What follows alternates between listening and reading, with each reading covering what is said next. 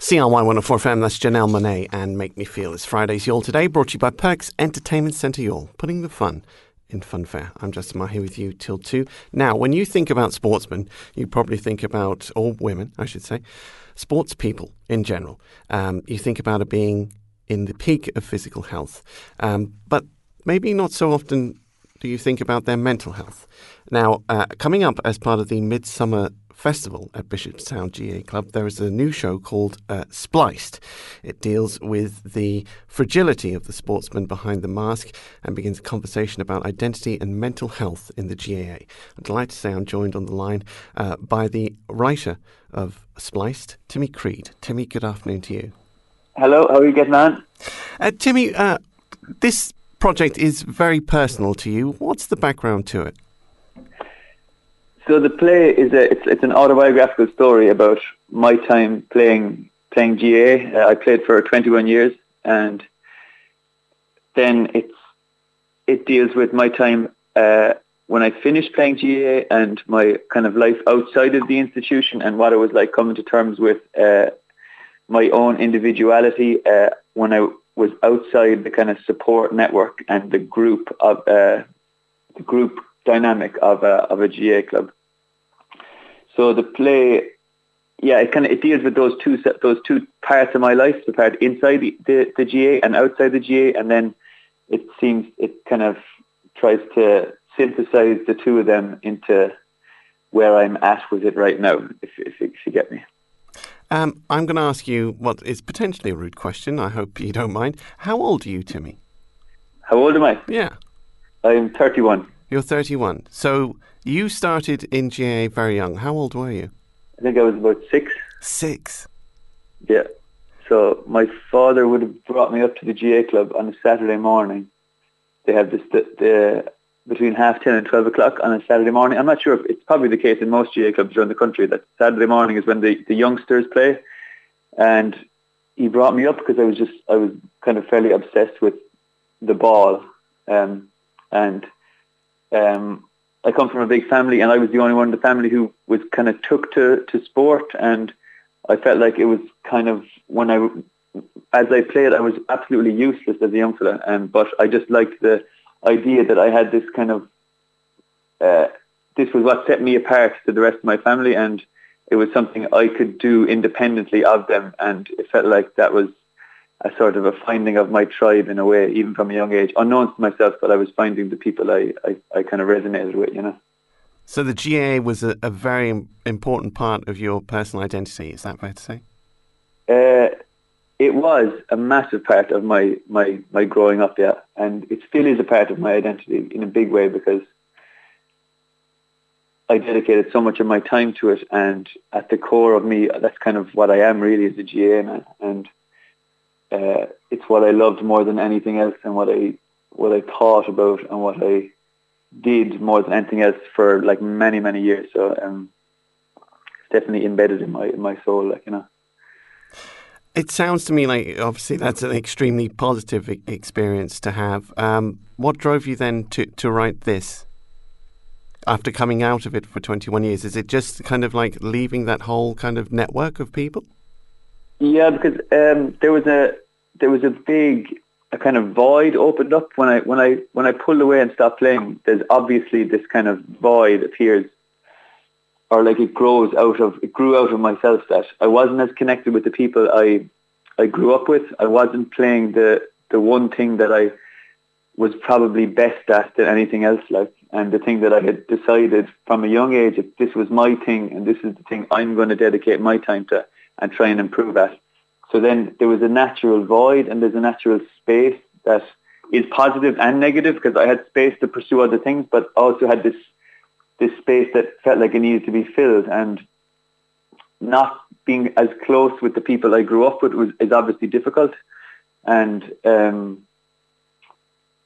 then I became an actor at the age of like 25, I think, and a few years ago, I decided that I felt like I needed to make my own work, and having kind of distanced myself from the GA and to explore other things and to try and broaden my horizons as to what was out there to improve me as an actor. when I came to the realization that had to make my own work, it was surprisingly the only thing I felt like I could talk about was the GAA, which was having kind of not disowned it, but having really moved away from it to try and explore other things, and then to come back to it and be like, actually, the only thing I can really talk about is the GAA, so I might as well write a play about the GAA. And one of the real reasons to write it and to make it was to bring a story about GAA people to GAA people, because it's kind of a different world, like the theatre and the GAA. They run side by side like in Irish culture, but it feels like the people who go to them and engage with them are quite different. So I figured if I can make something that's accessible for GAA people, then maybe in hearing my story that might get them interested in art or in theatre or in even just telling their own story, you know. I'm curious, and I hope that I'm not prying, but 27 seems like a very young age to start playing sport, especially with GAA, where you see with smaller clubs, a lot of players will go on into their 40s. Was this taken away from you? Repeat that question again. Was the playing sport, playing for the GAA, was that taken away from you? Was it an injury, or did you decide to stop? Okay, yeah. I kind of decided to stop off my own accord, really. I went to England in 2013 for a year to study acting, and I played up until that point. And when I came back, I felt like it wasn't really on my radar for something, because it requires so much time and energy and emotion and commitment that I felt like if I was to really consider pursuing a career in the arts or as an actor, I needed to switch my focus and to start dedicating the time I would have dedicated to GAA to the thing that I felt like was more important to me now, you know? Yeah, no, I understand. No, it was just, I was curious as to whether it was kind of taken away from you or you decided to step away from it. Okay, no, I decided to step away myself, yeah. But now you want to kind of, bridge the gap between the two, bring the two back together. I realised that actually, in stepping away, I realised I kind of disowned the GA man in myself, because I was like, I don't really want to be doing this anymore, and I don't want to be. I'm trying to see things like the questions that I went to drama school in Oxford, and they keep asking you to question things and keep questioning yourself, and I kind of wanted to move away from that. The more parochial, more set in stone way of being and seeing things. But I realized that I actually had to befriend the guy that the GA man in me to kind of be as truthful to where I am right now in myself. I kind of disowned this part of myself that I felt like wasn't serving me, but in reality I needed to go back and befriend it and to see where I stood with it. Yeah. Because it's for better or worse, it's a part of your identity, and you have to kind of reconcile yourself with that at some stage. Totally, yeah. And sometimes, it's easy to get dragged away by something and to forget the kind of the parts of yourself that actually really make you who you are. And that's kind of, I felt like what was happening. And the going back to write the play was actually a really energizing experience and reminding me how important the GA was to me and is to me, Do you feel, through the process of writing the play, do you feel that this, and I'm so sure you've probably got some response already about it, but do you feel like this is a common experience, that the people are kind of giving their lives, and with good intentions, we should point this out, this is not some kind of negative thing, but giving their lives, a large part, to their local community, to their local sporting club, and then have to kind of, deal with the stage at which they have to step away from that? Yeah, there's kind of an ambivalence, that I realized when I went back playing last year, just to kind of to remind myself and to re-feel what it's like to be playing, and I kind of realized that there's this ambivalence around. I think a lot of people have it with the GA that, like a parent, you love them, but you also are kind of repulsed by the kind of authority figure they have in your life, and that they kind of decide a lot of the things that you do, and they decide on.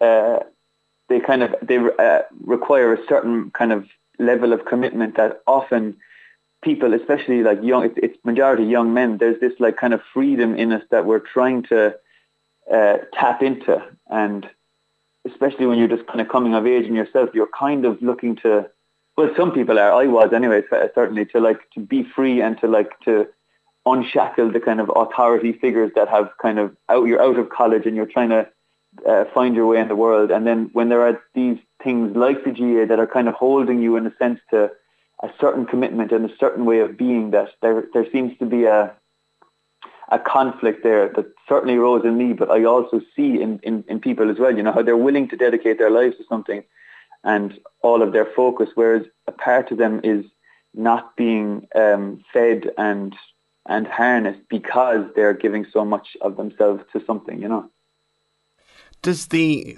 role that the GA play in any local community, which is a very strong role, I mean, it is very much the identity of a community. It's a strong part of that. Does that put pressure on you, either in a sporting sense or in a personal sense, when you have the hopes and dreams of so many of the people that you see day to day kind of on your shoulders? There is definitely pressure, yeah. Because you're holding the expectations and the emotion and of a community, but you also feel the pressure from your peers. Like that the guys you play on the team with. That if you have a bad game, you feel like you let them down, and if you don't show up for training, even if you want to go do something that you feel is really important to you, like you want to go somewhere or to see something, but it clashes with something that's happening on the GA schedule, you feel like you really let them down, and they will, like managers and players will hold you to that, because that's the agreement. When you sign up for it, that you have to be there when they want you to be there. And for me, there's a conflict within the self then, when you want to go do something that you feel like will also energize you in another way, but there's someone kind of saying, and there's a structure saying to you that actually it's better if you be here on this time and this day because we need you.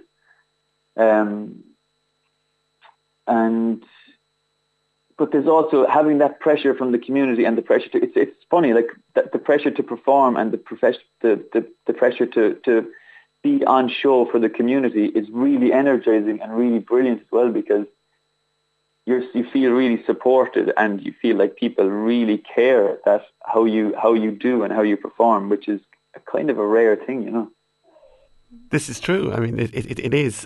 It can be kind of awe-inspiring at the same time, because you get that kind of sense of goodwill from so many people, and in a way, so many of your peers, in whatever way you want to describe that. And you should stress. You're writing this play. I mean, and I know it deals with issues, but on the whole, this is a positive experience for you, your time with the GAA, isn't it? Is that fair to say? The GAA has been a positive experience for me, yeah, certainly. But there is a kind of a mindset and a way to, because the GAA is quite an old structure, and it's rooted in a kind of an older way of being, maybe more conservative. I don't know if that's fair to say. It probably is fair to say, actually. Traditionalist, maybe that's a better way of looking at it. Yeah. So unknowns to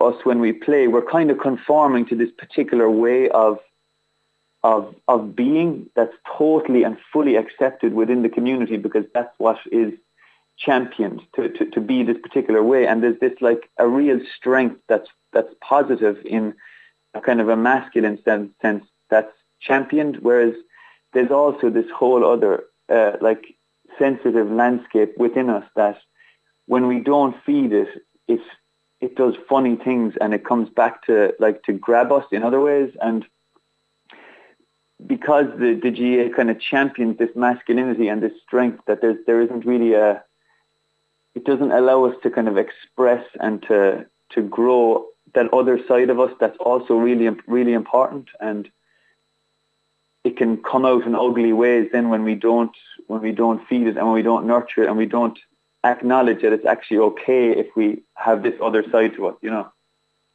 Especially excuse me, sorry, especially, and I don't want to sound sexist, but especially with men, it is, I think, even more acute for men.